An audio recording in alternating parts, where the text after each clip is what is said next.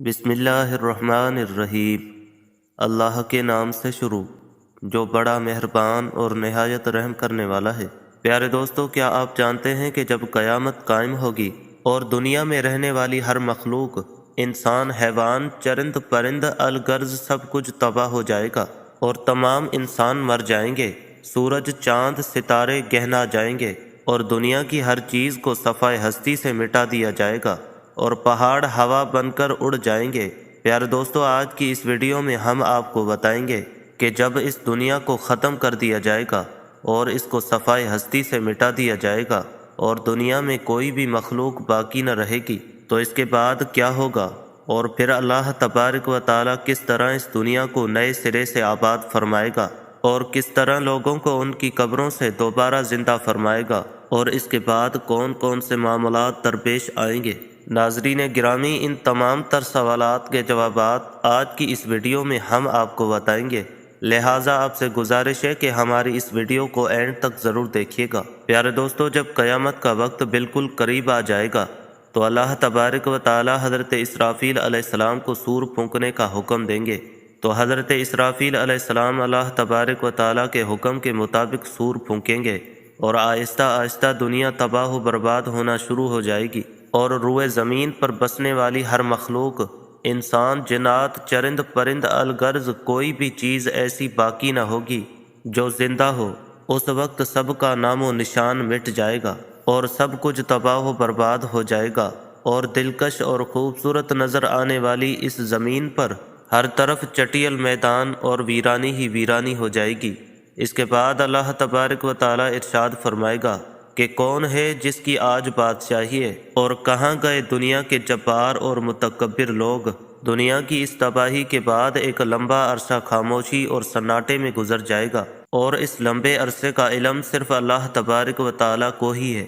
پھر جب اللہ تبارک و تعالیٰ چاہے گا تو نئے سرے سے زمین و آسمان اور فرشتوں کو پیدا کرے گا۔ انسانوں کو دوبارہ زندہ کرنے کے لیے اللہ تبارک و تعالیٰ آسمان سے بارش نازل فرمائے گا، جس کے نتیجے میں ہر انسان کی ریڑھ کی ہڈی سے پورا انسانی ڈھانچہ تیار ہو جائے گا، اور اس ڈھانچے پر اللہ تبارک و تعالیٰ کے حکم سے گوشت پوشت چڑھ جائے گا۔ ناظرین گرامی، اس طرح جب تمام انسان دوبارہ زندہ ہو جائیں گے تو اللہ تبارک و تعالی حضرت اسرافیل علیہ السلام کو دوبارہ سور پھونکنے کا حکم دے گا۔ اس وقت تمام انسان ننگے پاؤں، ننگے بدن اور بے ختنہ اٹھ کھڑے ہوں گے، جس طرح ماں کے پیٹ سے پیدا ہوئے تھے، اور اس دن اللہ تبارک و تعالی کا یہ فرمان پورا ہوگا، جس طرح کہ اللہ تبارک و تعالی قرآن پاک میں ارشاد فرماتا ہے، اور تم لوگ فردن فردن ہمارے پاس حاضر ہوں گے جس طرح ہم نے تمہیں پہلی مرتبہ پیدا کیا تھا۔ پیارے دوستو، سب سے پہلے اللہ تبارک و تعالیٰ کے پیارے حبیب حضرت محمد مصطفیٰ صلی اللہ علیہ وآلہ وسلم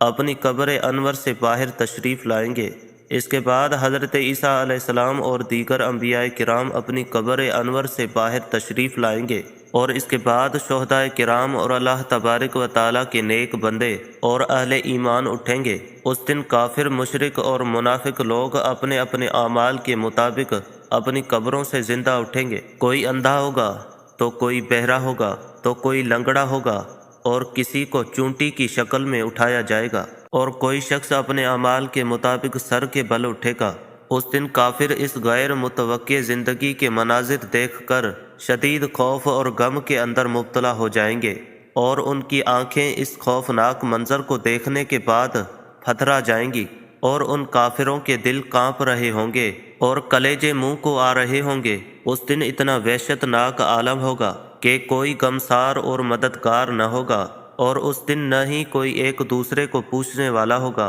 اور اہل ایمان بھی اپنے اعمال کے مطابق اپنی قبروں سے اٹھیں گے، اور اس دن شہداء کرام اپنے بہتے ہوئے تازہ خون کے ساتھ اٹھائے جائیں گے، اور جو شخص جس حالت میں فوت ہوگا وہ اسی حالت میں اپنی قبر سے اٹھے گا، یعنی جو گناہ کرتا ہوا مر گیا وہ اسی گناہ کی حالت میں اٹھے گا، اور جو شراب پیتا ہوا مرا وہ اسی طرح شراب پیتا ہوا اٹھے گا، اور جو زنا کرتا ہوا مرا وہ اسی طرح زنا کی حالت میں اٹھے گا۔ پیارے دوستو، اس طرح جب تمام مخلوق زندہ ہو جائے گی اور اپنی اپنی قبروں سے باہر نکل آئے گی، پھر اس کے بعد قبروں سے اٹھتے ہی ہر انسان پر 2 فرشتے مقرر کر دیے جائیں گے، اور وہ فرشتے تمام لوگوں کو میدان حشر میں پہنچا دیں گے۔ اور سبھی لوگ اپنی اپنی قبروں سے اٹھ کر اس میدان میں جانا ہوگا، اور کفار میں سے جو لوگ اندھے اٹھیں گے وہ ٹھوکریں کھاتے گرتے پڑتے میدان حشر میں پہنچیں گے، اور جو لوگ چیونٹیوں کی شکل میں اٹھیں گے وہ لوگوں کے پاؤں تلے روندے جا رہے ہوں گے،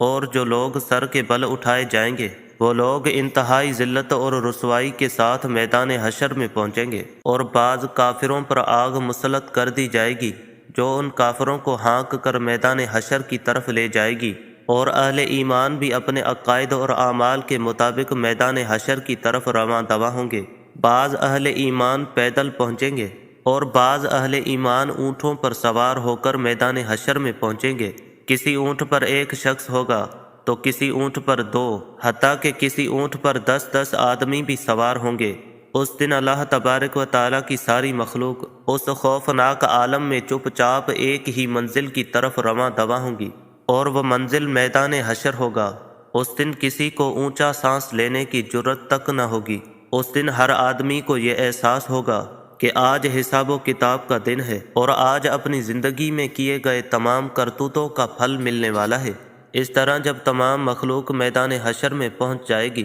تو اس وقت اللہ تبارک و تعالیٰ کی طرف سے یہ اعلان کیا جائے گا کہ اے مجرموں، آج کے دن الگ الگ ہو جاؤ۔ اس وقت تمام لوگ الگ الگ گروہوں کے اندر تقسیم ہو جائیں گے، اور کافر اور مشرک لوگ اپنی زندگی میں جس جس چیز کی پوجا کیا کرتے تھے اور جس کو اپنا خدا مانتے تھے وہ اسی گروہ میں شامل ہو جائیں گے، اور دوسری طرف ایمان والوں کو ان کے عقائد اور اعمال کے مطابق الگ الگ گروہوں میں تقسیم کر دیا جائے گا۔ علماء کے ساتھ ہو جائیں گے، اور نیک لوگ نیک لوگوں کے ساتھ، عابد لوگ عابدوں کے ساتھ، اور متقین کی صف میں شامل ہو جائیں گے، اور شہداء کے ساتھ، اور مجاہدین کے ساتھ ہو جائیں گے۔ الغرض جو جس چیز کے ساتھ محبت کرتا ہوگا اور جن اعمال کے ذریعے اس نے اپنی زندگی گزاری ہوگی وہ اسی گروہ میں شامل ہو جائے گا۔ اس دن بے نمازی بے نمازیوں کی صف میں کھڑے ہوں گے، اور روزوں کو چھوڑنے والوں کی صف میں کھڑے ہوں گے، اور اللہ تبارک و تعالیٰ کے نافرمانوں کی صف میں کھڑے ہوں گے، اور اسی طرح زکوٰۃ نہ دینے والے زکوٰۃ نہ دینے والوں کی صف میں کھڑے ہوں گے، اور زنا کرنے والے زنا کرنے والوں کی صف میں کھڑے ہوں گے، اور شراب نوشی کرنے والے شراب نوشی کرنے والوں کی صف میں کھڑے ہوں گے، اور ماں باپ کے نافرمانوں کی صف میں کھڑے ہوں گے۔ پیارے دوستو، میدان حشر میں تمام لوگ ننگے پاؤں اور ننگے بدن ہوں گے۔ اس دن سورج 1 میل کے فاصلے پر آگ برسا رہا ہوگا، اور زمین تپش کی وجہ سے دہک رہی ہوگی، اور جسم سورج کی آگ میں جل رہا ہوگا، اور زمین اتنی گرم ہو جائے گی کہ زمین پر پاؤں نہ رکھا جا رہا ہوگا، اور دور دور تک کہیں سایہ نہیں نظر آ رہا ہوگا، اور لوگ اپنے اپنے عقائد اور اعمال کے مطابق اپنے اپنے پسینوں میں ڈبکیاں لگا رہے ہوں گے۔ کچھ لوگ اپنے گناہوں کے مطابق ٹخنوں تک پسینے میں ڈوبے ہوں گے، اور کچھ لوگ سینے تک پسینے کے اندر ڈوبے ہوں گے، اور کچھ لوگ اپنے اعمال کے مطابق پسینے میں ڈبکیاں لگا رہے ہوں گے۔ پیارے دوستو، حشر کا یہ خوفناک دن 50,000 سالہ ہوگا، اور لوگ بھوک اور پیاس اور شدید گرمی کی حالت میں 50,000 سال تک کھڑے رہیں گے، اور تمام لوگ تنگ آ کر اللہ تبارک و تعالیٰ کی بارگاہ میں عرض کریں گے، یا رب العالمین، ہمیں اس مصیبت سے نجات عطا فرما، چاہے ہمیں جہنم میں ڈال دے۔ پیارے دوستو، یاد رہے کہ آج سورج کا ہماری زمین سے فاصلہ 9 کروڑ 3 لاکھ میل ہے۔ اس کے باوجود بھی جون جولائی کے مہینے میں زمین اس قدر گرم ہو جاتی ہے کہ 1 منٹ کے لیے بھی زمین پر ننگے پاؤں کھڑا نہیں ہوا جاتا۔ ذرا غور فرمائیے کہ اس دن کیا حال ہوگا جس روز زمین کا درجہ حرارت آج کے مقابلے میں 9 کروڑ گنا زیادہ ہوگا۔ ناظرین گرامی، اس دن حساب و کتاب سے پہلے تمام لوگ مختلف انبیاء کرام کی بارگاہ میں حاضر ہوں گے اور ان سے اپنے لیے سفارش کرنے کا کہیں گے، لیکن سب انبیاء کرام ایک ہی جواب دیں گے کہ آج میرا رب اتنا غضبناک ہے کہ اس سے پہلے اتنا غضبناک کبھی نہیں ہوا، اور نہ ہی وہ اس کے بعد کبھی اتنا غضبناک ہوگا۔ اس دن تمام لوگ تمام انبیاء کرام کی بارگاہ سے ہوتے ہوئے حضرت عیسیٰ علیہ السلام کی بارگاہ میں پہنچیں گے، تو حضرت عیسیٰ علیہ السلام بھی یہی جواب دیں گے کہ آج میرا رب اتنا غضبناک ہے کہ اس سے پہلے کبھی بھی وہ اتنا غضبناک نہیں ہوا اور نہ ہی اس کے بعد ہوگا۔ تم لوگ اللہ تبارک و تعالیٰ کے پیارے حبیب حضرت محمد مصطفیٰ صلی اللہ علیہ وآلہ وسلم کی بارگاہ میں چلے جاؤ، آج وہی تمہاری سفارش کریں گے۔ تو اس وقت تمام لوگ مایوس ہو کر حضرت محمد صلی اللہ علیہ وآلہ وسلم کی بارگاہ میں حاضر ہوں گے اور آپ کی بارگاہ میں عرض کریں گے، یا رسول اللہ صلی اللہ علیہ وآلہ وسلم، آپ اللہ کے پیارے رسول ہیں اور خاتم الانبیاء ہیں۔ آپ دیکھ رہے ہیں کہ ہماری کیا حالت ہو چکی ہے۔ آپ اپنے رب کے حضور ہماری سفارش کر دیجئے کہ وہ ہمارے حساب و کتاب کا آغاز فرمائے اور ہمارے گناہوں کو بخش دے۔ تو اس وقت اللہ تبارک و تعالیٰ کے پیارے حبیب حضرت محمد مصطفیٰ صلی اللہ علیہ وآلہ وسلم یہ ارشاد فرمائیں گے کہ آج کے دن سفارش کے لائق صرف میں ہی ہوں۔ چنانچہ اس وقت حضرت محمد مصطفیٰ صلی اللہ علیہ وآلہ وسلم کو میدان حشر سے شفاعت کے بلند ترین مقام محمود پر پہنچا دیا جائے گا، جو جنت میں عرش الہی کے نیچے ہوگا، اور وہاں پہنچ کر حضور اکرم صلی اللہ علیہ وآلہ وسلم اپنے پیارے رب کے حضور سجدے میں گر جائیں گے اور اللہ تبارک و تعالیٰ کی حمد و ثنا کریں گے۔ اس وقت اللہ تبارک و تعالیٰ کی ذات جب اپنے محبوب کے اس محبت بھرے سجدے کو دیکھے گی تو اس وقت اللہ تبارک و تعالیٰ کا دریائے رحمت جوش میں آ جائے گا۔ تو اللہ تبارک و تعالیٰ اپنے پیارے حبیب حضرت محمد مصطفیٰ صلی اللہ علیہ وآلہ وسلم سے ارشاد فرمائے گا، اے میرے محبوب، اپنے سر کو سجدے سے اٹھاؤ اور سوال کرو، جو آپ مانگیں گے وہ آپ کو دیا جائے گا، اور جس کی سفارش کریں گے اس کی سفارش قبول کی جائے گی۔ پیارے دوستو، یہی شفاعت کبریٰ ہوگی۔ شفاعت کبریٰ کی منظوری کے بعد حضور پاک صلی اللہ علیہ وآلہ وسلم مقام محمود سے میدان حشر میں تشریف لائیں گے، اور اس وقت اللہ تبارک و تعالیٰ فرشتوں کی معیت میں میدان حشر میں نزول اجلال فرمائے گا اور جلوہ افروز ہوگا۔ اس وقت تمام فرشتے زمین کے کناروں پر کھڑے ہوں گے اور 8 فرشتے اللہ تبارک و تعالیٰ کا عرش الہی اٹھائے ہوئے ہوں گے، اور اس وقت اللہ تبارک و تعالیٰ کی عظیم الشان عدالت قائم ہوگی، اور اللہ تبارک و تعالیٰ فرشتوں کو حکم دے گا کہ تمام لوگوں کو ان کے نامۂ اعمال دے دیے جائیں۔ اس دن اہل ایمان والوں کو سامنے کی طرف سے دائیں ہاتھ میں نامۂ اعمال دیا جائے گا، اور اس دن کفار اور مشرکین کو پیچھے کی طرف سے بائیں ہاتھ میں نامۂ اعمال دیا جائے گا۔ اس نامۂ اعمال پر نظر ڈالتے ہی ہر انسان کے سامنے اس کی زندگی کے تمام کرتوت سامنے آ جائیں گے، اور اپنی زندگی میں کیے گئے تمام کرتوتوں کی تمام یادیں تازہ ہو جائیں گی، اور اس دن اہل ایمان کے روشن چہرے کچھ اور بھی روشن اور تر و تازہ ہو جائیں گے،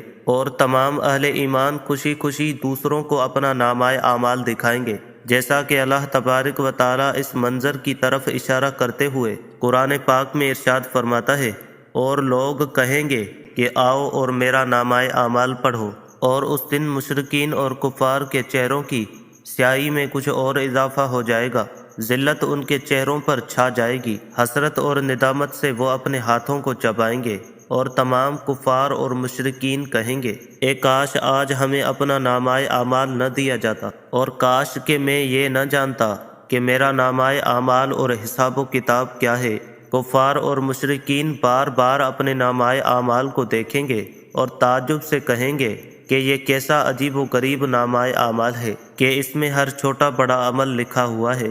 ہائے ہماری کم بختی، یہ نامۂ اعمال کیسا ہے؟ کوئی چھوٹے سے چھوٹا یا بڑے سے بڑا عمل ایسا نہیں جو اس میں نہ لکھا ہوا ہو۔ پیارے دوستو، نامۂ اعمال کی اس تقسیم کے بعد سوال و جواب کا سلسلہ شروع ہو جائے گا۔ اللہ تبارک و تعالیٰ جس سے چاہے گا بغیر کسی ترجمان کے سوال و جواب فرمائے گا۔ اس دن سب سے پہلے مشرکوں سے پوچھا جائے گا کہ تم لوگوں نے شرک کیوں کیا؟ اس دن مشرکین اللہ تبارک و تعالیٰ کے سامنے انکار کر دیں گے اور کہیں گے کہ ہم نے تو کبھی شرک نہیں کیا۔ تو اس وقت اللہ تبارک و تعالیٰ کرامن کاتبین کو بلائے گا، تو اس وقت کرامن کاتبین ان مشرکوں کے شرک کی گواہی دیں گے، لیکن مشرک لوگ پھر بھی اللہ تبارک و تعالیٰ کے سامنے انکار کر دیں گے۔ اس وقت شرک سے بھرا ہوا کرامن کاتبین کا لکھا ہوا نامۂ اعمال ان لوگوں کے سامنے رکھا جائے گا۔ مشرک اس نامۂ اعمال کو دیکھ کر بھی انکار کر دیں گے۔ اس کے بعد پھر اس دور کے انبیاء کرام،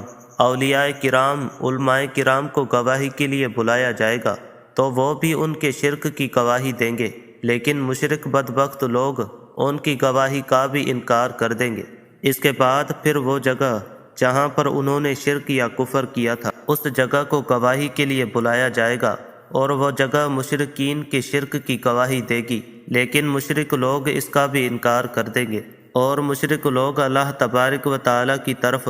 مخاطب ہو کر کہیں گے کہ یا اللہ، تم نے اپنے بندوں کو کیا ظلم سے پناہ نہیں دی؟ تو اللہ تبارک و تعالیٰ ارشاد فرمائے گا کہ ہاں، میں نے اپنے بندوں کو ظلم سے پناہ دی ہے۔ تو مشرکین اللہ تبارک و تعالیٰ کی بارگاہ میں عرض کریں گے، آج ہم اپنی ذات کے علاوہ کسی کی گواہی کو قبول نہیں کریں گے۔ چنانچہ اس وقت اللہ تبارک و تعالیٰ مشرکین کی زبانوں پر مہر لگا دے گا اور ان کے اعضاء کو بولنے کا حکم دے گا۔ اس وقت مشرکین کے تمام اعضاء یہ گواہی دیں گے کہ ہاں، انہوں نے شرک کیا تھا، اور اس طرح ان کے اعضاء کی گواہی کی وجہ سے ان پر جہنم واجب کر دی جائے گی۔ جہنم کی یہ وعید سنتے ہی مشرکین لوگ اپنے جسم کے اعضاء کو لعن طعن کرنا شروع کر دیں گے اور کہیں گے کہ ہم نے تو تمہیں جہنم سے بچانے کی کوشش کی، لیکن تم نے ہمیں جہنم کا مستحق بنا دیا۔ تو اس وقت وہ تمام اعضاء جواب دیں گے کہ جس اللہ تبارک و تعالیٰ نے تمہیں قوت گویائی عطا فرمائی ہے، اس نے ہمیں بھی بولنے کا حکم دیا تھا، تو ہم کس طرح اس کی نافرمانی کر سکتے تھے؟ اس کے بعد اللہ تبارک و تعالیٰ ایک منافق سے سوال کرے گا، کیا میں نے تمہیں دنیا میں عزت، حکومت، مال و دولت اور اہل و عیال نہیں دیے تھے؟ وہ عرض کرے گا، کیوں نہیں یا اللہ، سب کچھ عطا فرمایا تھا۔ تو اللہ تبارک و تعالیٰ دوسرا سوال پوچھے گا، کیا تمہیں یقین تھا قیامت آئے گی؟ اور اللہ تبارک و تعالیٰ کے سامنے جواب دینا ہوگا۔ تو منافق اللہ تبارک و تعالیٰ کی بارگاہ میں عرض کرے گا، ہاں یا رب العالمین، مجھے سب پتہ تھا، میں نے تیرا کلمہ پڑھا، تیری کتاب پر ایمان لایا، اور تیرے رسول پر بھی ایمان لایا، اور تیرے حکم کے مطابق نماز پڑھی اور روزے رکھے اور زکوٰۃ بھی ادا کی۔ اس وقت منافق اللہ تبارک و تعالیٰ کے سامنے اپنی تعریفیں کرنے میں پورا زور لگا دے گا۔ تو اللہ تبارک و تعالیٰ ارشاد فرمائے گا، اچھا ذرا ٹھہرو، ہم اور گواہ لاتے ہیں۔ تو اس وقت منافق اپنے دل میں سوچے گا کہ میں تو مسلمانوں کے ساتھ مل کر نماز اور روزہ کرتا رہا، بھلا آج میرے خلاف کون گواہی دے گا؟ اس وقت اللہ تبارک و تعالیٰ اس کے منہ پر مہر لگا دے گا اور اس کی ران کو بولنے کا حکم دیا جائے گا۔ چنانچہ اس کی ران اس کے بدن کا گوشت